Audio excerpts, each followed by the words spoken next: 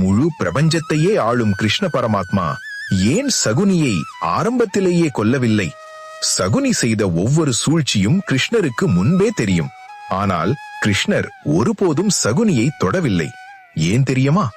ஏனென்றால் சகுனியை அழிக்க ஒரு குறிப்பிட்ட நபருக்கு மட்டுமே விதி எழுதப்பட்டிருந்தது.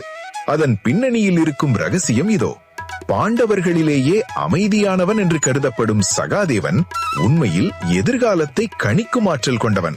சூதாட்டத்தின் போது தன் குடும்பத்திற்கு நேர்ந்த அவமானத்தைக் கண்டு சகாதேவன் ஒரு பயங்கர சபதம் எடுத்தான். சகுனியின் உயிர் என் கைகளால் தான் அழிய வேண்டும் என்று. பீமன், அர்ஜுனன் போன்ற பலசாலிகள் இருக்கும்போது ஏன் சகாதேவன் சகுனியை தேர்ந்தெடுத்தான்? சகுனியின் மாயாஜால சூழ்ச்சிகளை முறியடிக்க உடல் பலத்தை விட சகாதேவனின் அறிவாற்றலும் அந்த எதிர்கால கணிப்பும் தான் தேவைப்பட்டது. சகுனி செய்த கொடுமைகளுக்கு கிருஷ்ணர் நினைத்திருந்தால்